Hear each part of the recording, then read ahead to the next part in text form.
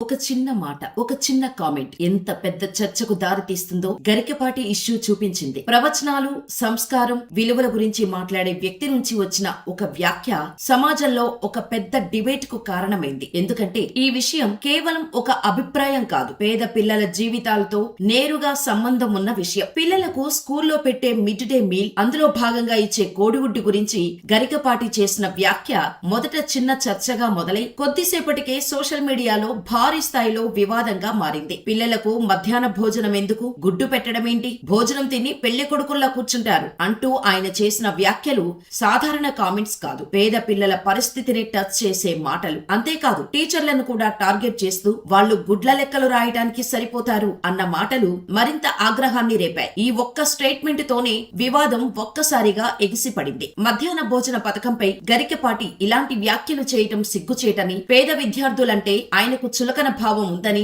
ఆయన అహంకారపూరిత మనస్తత్వానికి నిదర్శనమని పలువురు రాజకీయ ప్రముఖులు కూడా గరికపాటిపై మండిపడ్డారు. ఆయన చేసిన వ్యాఖ్యలను తీవ్రంగా ఖండించారు. ఈ వీడియో 2 తెలుగు రాష్ట్రాల్లో తీవ్ర చర్చనీయాంశం కావటంతో గరికపాటిపై తీవ్ర విమర్శలు వచ్చాయి. దీంతో ఈ వీడియోపై గరికపాటి నరసింహారావు ఫేస్బుక్ పేజ్ లో ఆయన టీం ఒక ప్రకటన విడుదల చేసింది. రాజమండ్రిలో జరిగిన ప్రపంచ తెలుగు మహాసభలలో గురువు గారు మధ్యాహ్న భోజన పథకంపై విమర్శ చేసినట్టుగా వస్తున్న వీడియో వక్రీకరించింది. ఆ సభలలో గురువు గారు అలా మాట్లాడలేదు. వేరే సందర్భంలో వేరే ఉద్దేశంతో గురువు గారు మాట్లాడిన మాటలను కలగలిపి ఈ వీడియోకి జత చేసి వ్యతిరేక అర్థం వచ్చేలా దుష్ప్రచారం చేస్తున్నారు. గురువు గారు ఎప్పుడూ పేదల పక్షమే. వారి ప్రసంగాలలో తరచుగా ధనవంతులు ఔదార్యం చూపించి పేదలను ఆదుకోవాలని, సంక్షేమ గురుకులాలలో, పాఠశాలలలో పిల్లలకు పాలను, పౌష్టిక పదార్థాలను, దుప్పట్లను, వస్త్రాలను దానం చేయడానికి దాతలు ముందుకు రావాలని కొన్ని వందల సార్లు విజ్ఞప్తి చేస్తూనే ఉన్నారంటూ చెప్పుకొచ్చారు. అంతేకాదు శ్రావణ మాసం నోములలో భాగంగా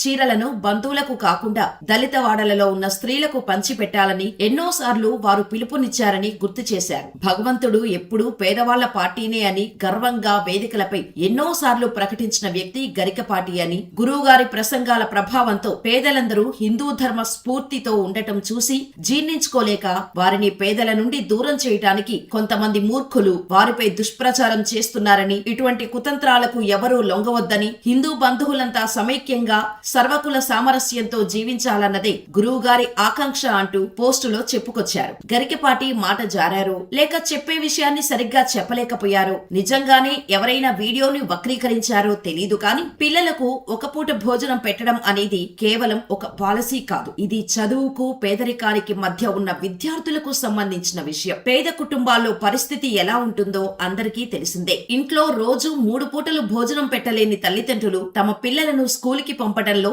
ఇబ్బందులు పడతారు. అలాంటి వారు స్కూల్లో కనీసం ఒక పూట భోజనం దొరుకుతుందనే నమ్మకంతోనే పిల్లలను బడికి పంపుతారు. నిజానికి మిడ్ డే మీల్ లేకపోయి ఉంటే ఎంతో మంది పిల్లలు చదువుకు దూరమయ్యే పరిస్థితి వచ్చేది. భారతదేశంలో ఇప్పటికీ లక్షలాది పిల్లలు సరైన ఆహారం లేకుండా పెరుగుతున్నారు. ఒక పూట భోజనం కూడా కష్టంగా దొరికే కుటుంబాలు చాలా ఉన్నాయి. అలాంటి పరిస్థితుల్లో మధ్యాహ్న భోజనం పథకం అంటే వారికి కేవలం భోజనం కాదు, అది ఒక ఆశ, ఒక ఆధారం, ఒక భరోసా. పిల్లల ఆకలి తీర్చడం మాత్రమే కాదు, వాళ్ళను స్కూల్ కు రప్పించడం, చదువుపై ఆసక్తి పెంచడం, డ్రాపౌట్ తగ్గించడం, ఆరోగ్యాన్ని మెరుగుపరచడం కూడా ఈ పథకం లక్ష్యం. అందుకే 1960లో తమిళనాడులో మొదలైన ఈ పథకం తర్వాత దేశ వ్యాప్తంగా విస్తరించింది. ప్రస్తుతం కోట్ల మంది విద్యార్థులు ఈ పథకం ద్వారా లాభపడుతున్నారు. పీఎం పోషణ్ పేరుతో అమలవుతున్న ఈ స్కీమ్ పేద విద్యార్థుల జీవితాల్లో నిజంగా మార్పు తీసుకువచ్చిందనే అభిప్రాయం చాలా మందిలో ఉంది. ఇక తాజాగా తెలంగాణ ప్రభుత్వం కూడా ఈ పథకాన్ని మరింత విస్తరించే దిశగా అడుగులు వేస్తోంది. గవర్నమెంట్ జూనియర్ కాలేజీల్లో చదువుతున్న ఇంటర్ విద్యార్థులకు కూడా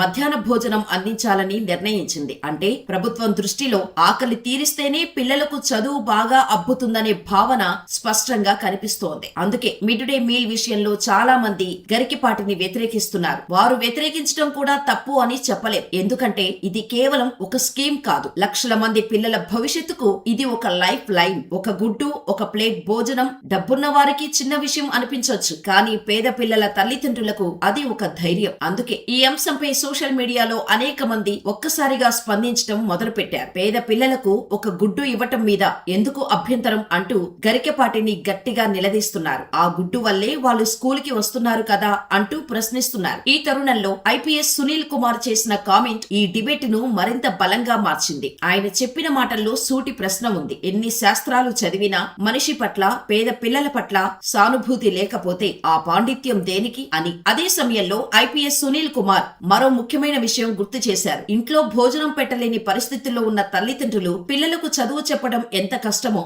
అలాంటి పరిస్థితుల్లో మిడ్ డే మీల్ ఒక సపోర్టివ్ సిస్టమ్ గా నిలుస్తుందని ఆయన స్పష్టంగా చెప్పారు. ఇదే ఇష్యూ పైన ఐపీఎస్ ప్రవీణ్ కుమార్ కూడా స్పందించడం ఈ చర్చకు మరింత ప్రాముఖ్యత తీసుకువచ్చింది. విద్య అనేది కేవలం పుస్తకాలతో మాత్రమే పరిమితం కాదు. ఒక పిల్లవాడికి పోషణ, ఆరోగ్యం, బేసిక్ సపోర్ట్ కూడా అవసరం. ఆ సపోర్ట్ లేకపోతే చదువు కొనసాగించడం కష్టమనే విషయాన్ని గుర్తు చేశారు. వీరి స్పందనకు తోడు సోషల్ మీడియాలో వచ్చిన స్పందనలు మరింత స్ట్రాంగ్ గా మారాయి. కోడిగుడ్డు మీద మాట్లాడేవారు పెద్ద అవినీతి విషయాలపై ఎందుకు మాట్లాడరు అనే ప్రశ్న పెద్ద ఎత్తున వినిపించింది. ఎకరాలు భూములు బినామీలకు వెళ్లిపోతున్నప్పుడు దానిపై పండితులు ఎందుకు మౌనం వహిస్తున్నారు అనే విమర్శలు వినిపించాయి. అంతేకాదు, గరికపాటికి ఇచ్చిన పద్మశ్రీ వెనక్కి తీసుకోవాలి అంటూ ప్రజలు డిమాండ్ చేస్తున్నారు. కొందరైతే గరికపాటి ప్రవచనాలు రద్దు చేయాలని కూడా డిమాండ్ చేస్తున్నారు. ఇలా mid day meal issue opinion స్థాయిని దాటి పబ్లిక్ ఇష్యూగా మారిపోయింది. ఈ మొత్తం ఇష్యూ చివరికి ఒక పెద్ద ప్రశ్నను మన ముందుకు తీసుకువచ్చింది. విద్య అంటే కేవలం పుస్తకాలు చదవడం మాత్రమేనా,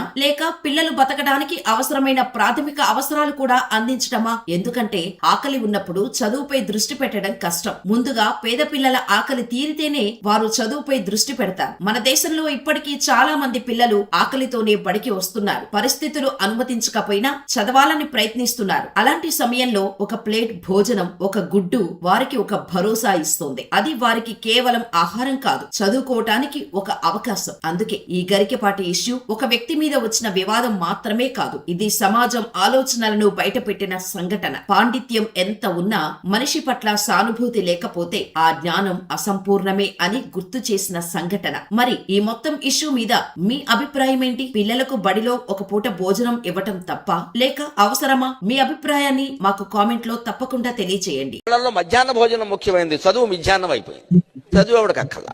భోజనంలో గుడ్డెట్టారా, గడిది గుడ్డెట్టారా, అన్నం తినేవాడు కోడిగుడ్డు పెట్టడం ఏంటంటే బుద్ధి ఉందా లేదా? చదువుకోమని లేకపోతే వెళ్ళిపోమని చెప్పండి. కోడిగుడ్డు కోసం వస్తావు నువ్వు. ఈ గుడ్లు లెక్క రాయాలి మాస్టర్లు, వాళ్ళ కర్మ కాలిపోయి. చదువు చెప్పక్కల్లా. ఎన్ని గుడ్లు వెళ్ళే, ఎన్ని గుడ్లు మిగిలే, ఎన్ని గుడ్లు మధ్యలో పేలే, ఎన్ని గుడ్లు ఈ మాస్టర్ తినేసాడు. ఇంక వీడు చదువు ఎందుకు చెబుతాడండి? అసలు పిల్లలకు భోజనం పెట్టడం ఏంటంటే వాళ్ళ భోజనాలు వాళ్ళు తెచ్చుకోవలేదు, మానేమానండి. అంటే పిల్లలకు భోజనం పెట్టి పుస్తకాలు ఇచ్చి యూనిఫార్మ్ ఇన్ని ఇస్తే వాడు చదువుతాడా? శోభనం పెళ్లి కొడుకులో మంచం ఎక్కి కూర్చుంటాడు. ఎందుకు చదువుతాడు వాడు? విద్యార్థికి ఎన్ని సౌకర్యాలా అవసరమా? చదువు రావట్లేదు ఎవరికి, భోజనాలే వస్తున్నాయి. పైగా అందులో బల్లి పడింది, పిల్లి పడింది, పడదా? ఆ వండి పెట్టే వాళ్ళకి డబ్బులు ఉండవు. ఎక్కడి నుంచి ఇస్తారు? ఎంతమందికి ఇస్తారమ్మా? ధార పోస్తారు ప్రభుత్వం వాళ్ళు. ఎక్కడి నుంచి ఉన్నాయి డబ్బులు? ఇక్కడ నీ డబ్బులు పెట్టి నువ్వు చదువుకో, నీ అన్నం నువ్వు తిను, నీ బట్టలు నువ్వు కట్టుకో, నీకు ఇష్టమైతే చదువు. ప్రభుత్వం పని ఏమిటంటే, ఉభయ తెలుగు రాష్ట్రాల పెద్దలందరూ వింటారు నా కెమెరా ద్వారా కాబట్టి చెబుతున్నా, ప్రభుత్వం కర్తవ్యం బాగా చదువు చెప్పడం తప్ప పుస్తకాలు ఇవ్వడం, బట్టలు కుట్టించడం, అన్నం పెట్టడం కాదండి.